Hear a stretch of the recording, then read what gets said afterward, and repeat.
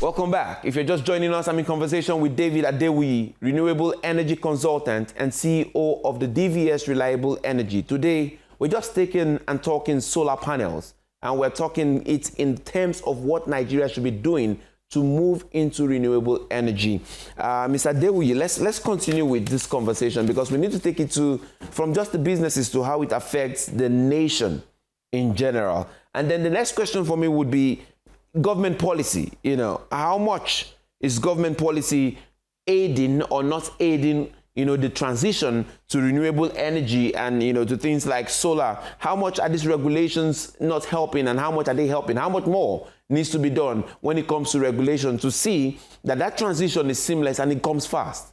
Personally, I'm looking out for policies, interventions from governments, like solar loans, grants that makes it easier, because energy bills is killing a lot of businesses, killing a lot of industries in Nigeria, and something needs to be done. So if government can come in with incentives, soft loans for factories, businesses that want to start generating their electricity, because dependence on the national grid has proven to be something that is not sustainable, because we only generate less than 6,000 megawatts for so many years for a country that needs close to 100,000 megawatts or even more. So if government can assist in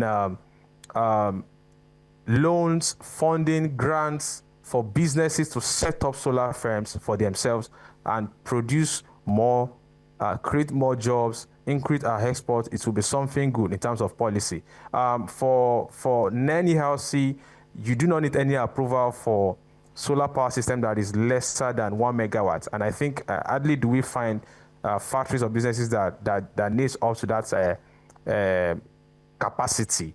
But anything above 1 megawatt, you need approval from NERC. So government can really assist by providing incentives, loans, soft loans to businesses to start generating electricity, because when there is power, there is more production. All right. I mean, still talking about businesses and scaling it to where the nation comes into play. Do you foresee renewable energy, playing a larger role in empowering, agri-businesses and the clusters in rural industries? Do you see that? Do you see it coming anytime very soon? Boosting Nigeria's food production, those exports, how can solar be something that brings down the inflation and creates jobs in agriculture, especially the agricultural sector? How does a thing like the solar energy come into play to create such jobs, reduce the inflation, make sure that food is available? Well, it's a very interesting question that you just asked.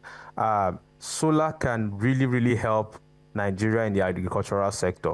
When we talk about irrigation farming, this is a farming that helps you farm, seasonless farming.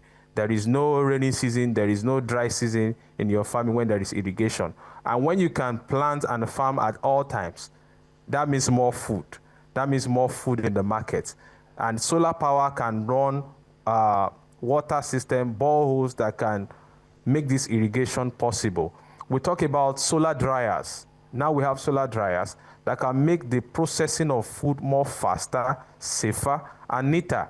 We have the whole school method, whereas people just spread foods. I don't know, when we go on the road, people spread pepper, spread food just to make them dry. But solar can really make food dry faster. When food dry faster, then you can do a lot within a short period of time. Cold storage.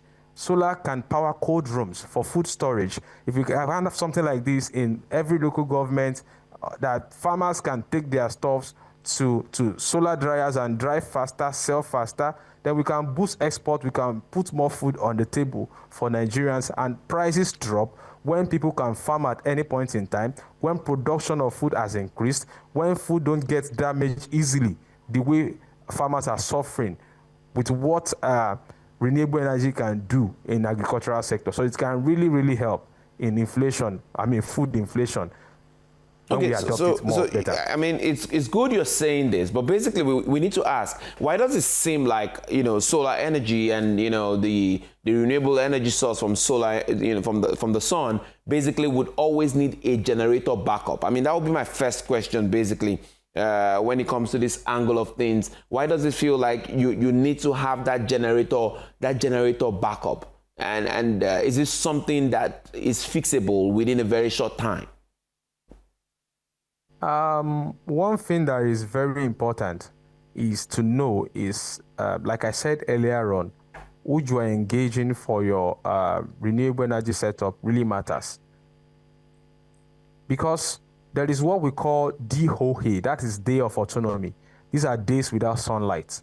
If these things have been planned for during the design of your setup, it will definitely happen to have days without sunlight.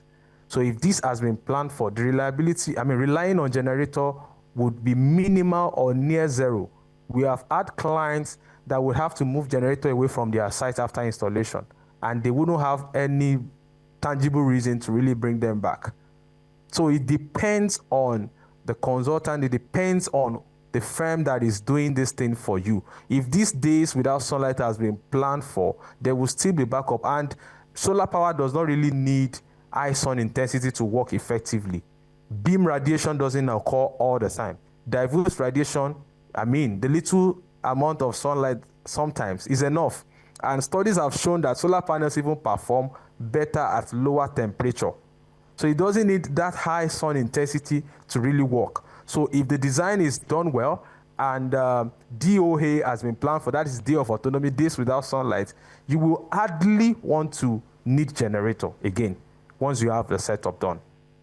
As your parting shots, I think you should give us an opinion as to what you believe is really holding Nigeria back from a true solar revolution and what you want to see, moving forward. I think you should do that as a parting shot. Go ahead. I think the government can, and I think they are doing that recently. The government can help even much better. Recently, we heard about the news that the State House are about powering the whole of the place on renewable energy. That is a good step in the right direction.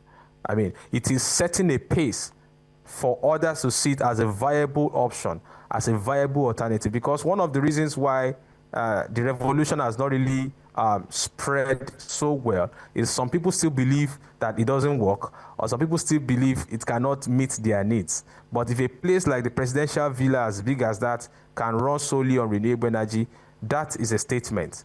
That is a statement. So the government, with more awareness to have a cleaner source of power, to reduce noise pollution, to reduce carbon emission, with more awareness, more gospel about this viable and reliable source of power, I think more people will adopt. And if government also helps, like I said, provision of solar loans for government workers who want to have their own source of electricity, businesses who need soft loans, who want to run on their own electricity, this would help the revolution to be more effective. Okay, I wanted to let you go. I wanted to let you go, but in 1 minute, just before you go, do you think that a nation that is dependent on fuel and oil, do you think that a nation that has so many people who are importing, or a few strong people who are importing generators and all that, will really allow the solar revolution to thrive? What are the chances here? Well, we have to be intentional in whatever we do. The truth of the matter is, every other alternative has proven to be non-profitable. So if we have a profitable means by which businesses can thrive, by which the economy can grow, why won't we adopt it? So if we want to depend, because people import generators, we should keep encouraging what pollutes our environment more? No, the government can do better. This is a clean source of power. This has been proven to save businesses millions. Some universities, several hundreds of millions, by them just switching to this alternative source of power. So it is something, and that is what you can see most federal universities being run on renewable energy these days, because hospitals, so this is something we should, is something we need to switch to. It's something government really needs to encourage. We do not have a choice because the sun is available. As a matter of fact, renewable energy is enough to make Nigeria energy sufficient. China is doing it. They are generating electricity in gigawatts through solar. We have the abundance of sun over here. All right. It is available. It just needs intentionality from us. All right, David Adewiyi, thank you very much for bringing your vision and your clarity and your experience to this very important conversation. Thank you very much. Thank you so much. Thank you. All right, that's it on The Beam today. We'll be leaving you with our top 5 videos of the week.